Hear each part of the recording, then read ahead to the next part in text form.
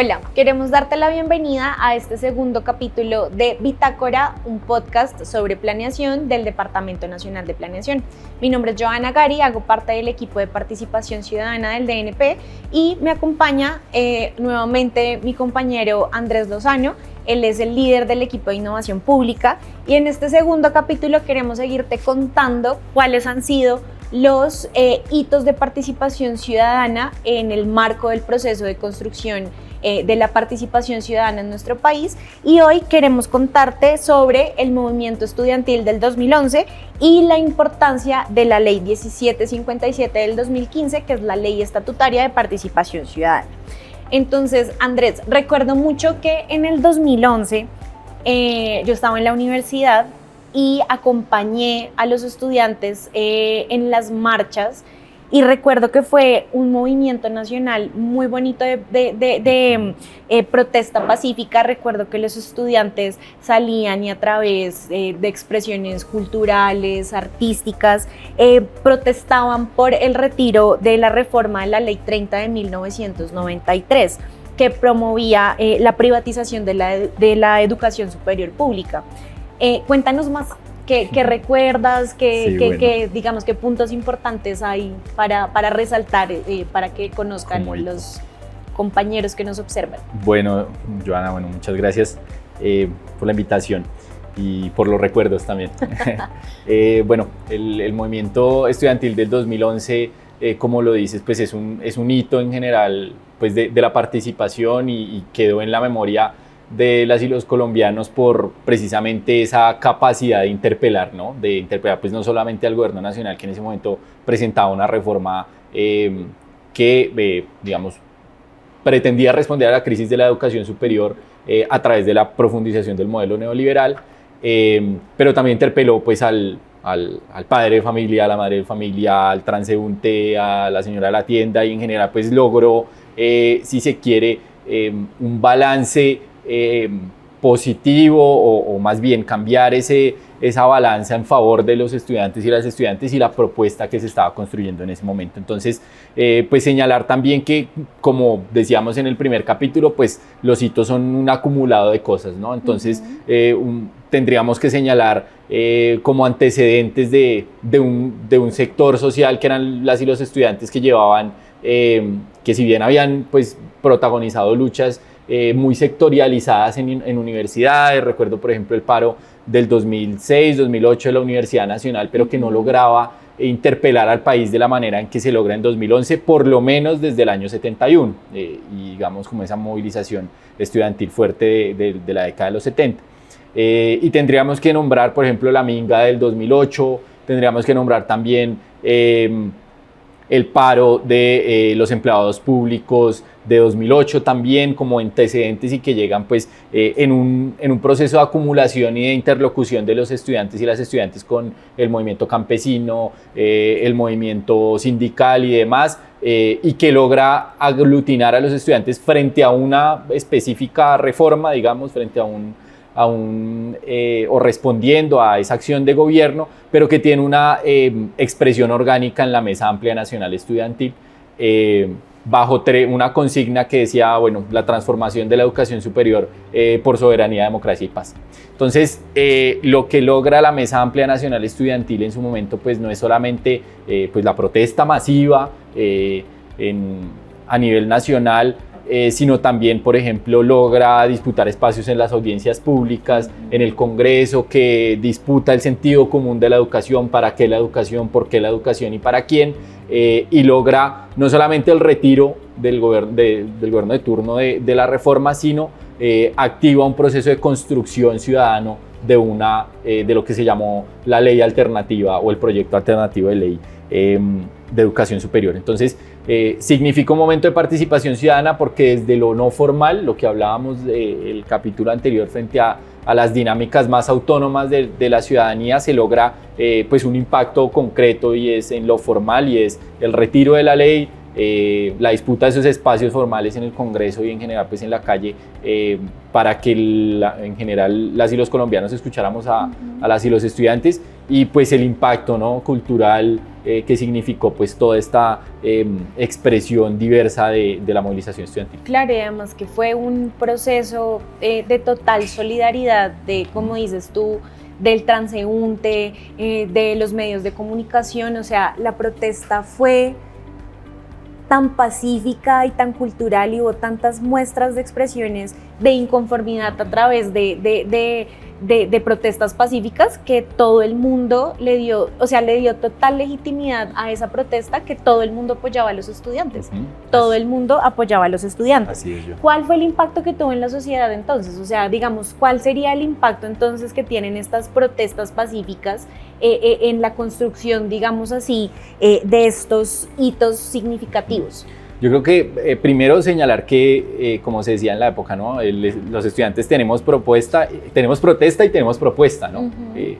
En el que se recogía, bueno, orgánicamente en la Mesa Amplia Nacional Estudiantil y que tenía sus expresiones locales en las mesas territoriales, o lo que se denominaban mesas distritales o mesas regionales en su momento, pero también los estudiantes y las estudiantes confluyeron en lo que se denominó el programa mínimo de los estudiantes y las estudiantes colombianas. Un programa de 7 puntos alrededor de qué se quería, más allá de simplemente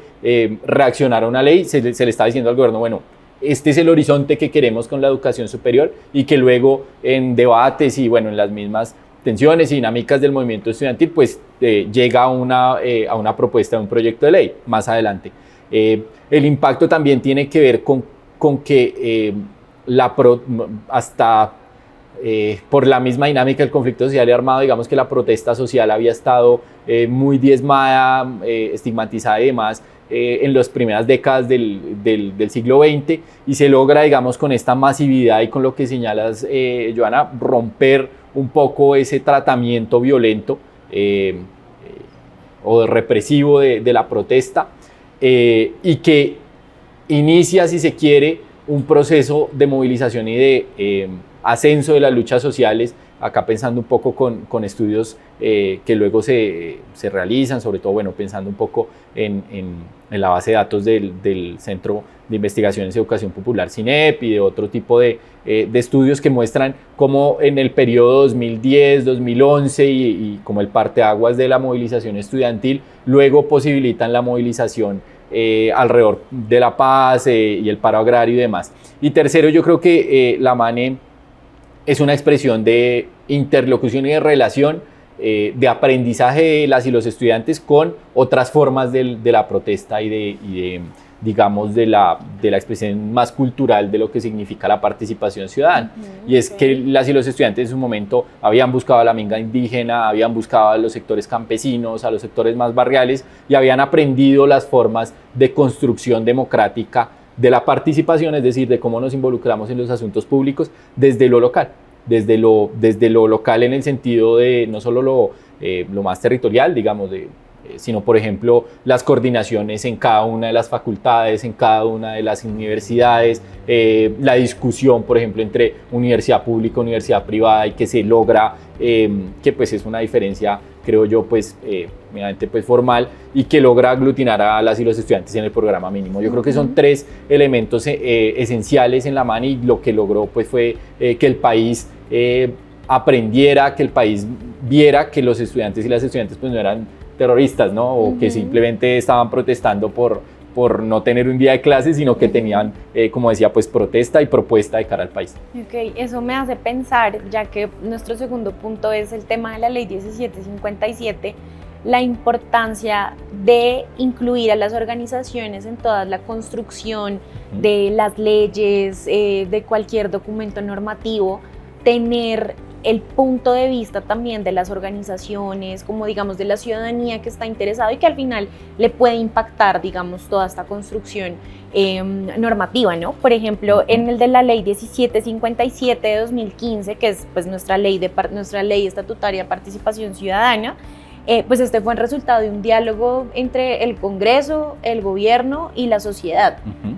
Cuéntanos un poco más sobre ese proceso, cómo fue, de qué manera, digamos, las organizaciones de la sociedad civil lograron incidir en la construcción de esa ley 1757. Sí, yo creo que, bueno, como este hito pues tiene que marcarse en el proceso, en el momento histórico. Yo miraría un par de años atrás y es la salida pública, digamos, el país conoce de la mesa de conversaciones entre el gobierno nacional y las Fuerzas Armadas Revolucionarias de Colombia, FARC-EP, y el inicio pues de un proceso de diálogo político para la solución del conflicto armado. Y esa agenda de 2013 que sale pública pues tiene unos puntos, ¿no? Entonces está el punto de reforma agraria, está el punto bueno de víctimas, de la solución al problema de drogas, y el punto 2 establece el tema de apertura democrática. Y se reconoce explícitamente que había estado, digamos, en procesos anteriores, pero este lo logra poner con mucha más claridad la relación entre una democracia restringida y la continuación del conflicto social y armado. Entonces, lo que sucede es que el hecho de la agenda abre unos temas que hasta el momento pues estaban vedados de la conversación pública, ¿no? Entonces volvimos a hablar de reforma rural integral o de reforma agraria, volvimos a hablar de la necesidad de abrir el régimen político, la gente empezó, digamos, como a discutir, a pensar y a organizarse alrededor de eso. Entonces, si recordamos un poco, pues hay la mesa sesionaba en unos ciclos de conversación y durante el ciclo de conversación del punto 2, precisamente, el gobierno decide, digamos, para abonar a la discusión, un desarrollo de una ley sobre la participación, que como habíamos visto en el capítulo anterior, pues estaba en la Constitución del 91, pero necesitaba su reglamentación más claramente. Entonces, se activa un proceso que en su momento pues, es muy limitado, de escuchar a las organizaciones de la sociedad civil, se decía en su momento expertas en el tema de participación, luego por la misma dinámica de esas mismas organizaciones que dicen, no, esto tiene que ser una conversación de país, tenemos que abrirlo, tenemos que hacerlo territorial. El Ministerio del Interior de la época pues articula un proceso de consulta y de diálogo social con respecto pues a la necesidad de, una ley estatutaria lo que hace es, acá poniéndonos más normativos, una ley estatutaria lo que hace es reglamentar un derecho fundamental. Entonces, y se logra en un proceso que visita 13 ciudades del país, que logra primero elaborar un diagnóstico sobre el estado de la participación ciudadana, que hasta el momento pues no lo estaba, y segundo, una formulación de propuestas concretas de ley. Y es en esas propuestas donde se logra que la ley pues, refuerce su enfoque, digamos, de garantía del derecho, pero también, pues, como hemos visto, pues, los hitos están atravesados por las disputas. Entonces, mientras las organizaciones sociales comunitarias en el proceso le decían al gobierno es necesario que esta sea una ley que toque los temas, por ejemplo, de protesta y manifestación pública y pacífica, el gobierno se abstuvo y decidió concentrarse en la participación más formal, digamos, en los canales. Eso pues de suyo tiene victorias y tiene retrocesos o limitaciones, pero lo que logra la ley 1757 y que luego la Corte Constitucional en su concepto de la ley refuerza es que la participación ciudadana es un derecho fundamental, es un derecho democrático, es un derecho como todos y todas tenemos el derecho a la vida, el derecho a la vivienda, el derecho a la alimentación, pues también tenemos el derecho fundamental de decidir sobre los temas que nos afectan. De nuestro interés, claro, que nos afectan y de nuestro interés. Se me viene también a la cabeza pues todos estos mecanismos que incluyó la ley 1757, por ejemplo, en mi caso, que es mi tema, el tema de las veedurías ciudadanas, toda la importancia del control social, digamos, a todos los procesos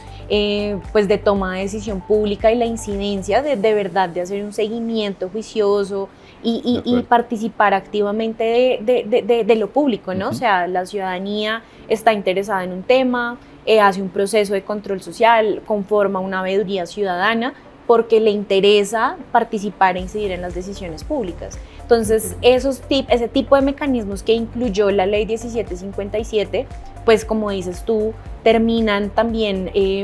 como promoviendo aún más y resaltando nuestro derecho fundamental a participar activamente en las decisiones de lo público. Entonces, bueno, muchísimas gracias, Andrés, por esta conversación también, y a ustedes los invitamos a que nos acompañen al próximo capítulo de este podcast Bitácora, un podcast sobre planeación.